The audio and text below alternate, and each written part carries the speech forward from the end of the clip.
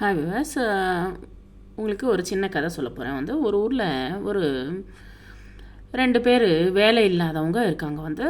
அவங்க பேர் ராமன், ஒருத்தன் பேர் பீமன். 2 பேரும் வேலை இல்லை, தேடிட்டு இருக்காங்க. ஆனால் வேலை எங்கேயுமே கிடைக்கவே இல்லை. அந்த ஊர்லேயே ஒரு ஒரு மூதாட்டி இருக்காங்க. அவங்க கஞ்ச பிசினாரின்னா கஞ்ச பிசினாரி. அவங்க யாருக்குமே எதுவுமே செய்ய மாட்டாங்க.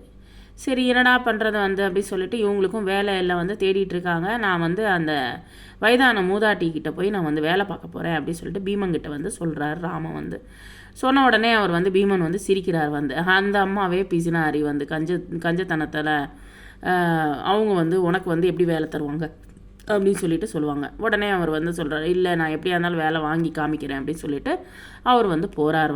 அந்த மூதாட்டிக்கிட்ட போயிட்டு அந்த மூதாட்டிக்கிட்ட சொல்கிறார், உங்களுக்கு நான் கல்லில் ஒரு குழம்பு செஞ்சு தரப்போகிறேன் அப்படி சொன்னேன். இது ஏதோ நல்லா இருக்கே, கல்லில் குழம்பா, ஆச்சரியமாக பார்த்துட்டு இருந்தாங்க. சரி சொல்லிட்டு பானையை கொதிக்க வச்சுட்டு அதில் கல்லை தூக்கி போட்டார். போட்ட உடனே இல்லை இது ருசியாக வரணும்னா, இந்த கல் குழம்பு நல்லா ருசியாக வரணும்னா ஒரு உருளைக்கிழங்கு போடணும், அதுக்கப்புறமா ஒரு வெங்காயத்தை போடணும், ஒரு டொமேட்டோ போடணும், அதுக்கப்புறமா இது போல் ஒவ்வொரு இதுவாக சொல்லிகிட்டே வராரு. உடனே அந்த மூதாட்டி கூட ஒவ்வொன்றா எடுத்து கொடுக்குறாங்க. எடுத்து கொடுத்தோடனே எல்லாத்தையும் போடுறாரு. போட்டுட்டு உப்பு, மஞ்சப்பொடி, காரப்பொடி எல்லாத்தையுமே போட்டுட்டு அதுக்கப்புறமா அது செஞ்சு கொடுக்குறாரு.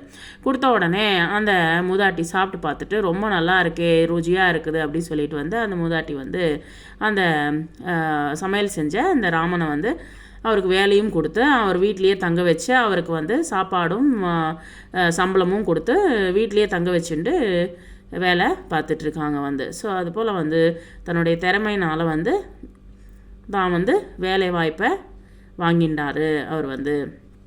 Thank you very much.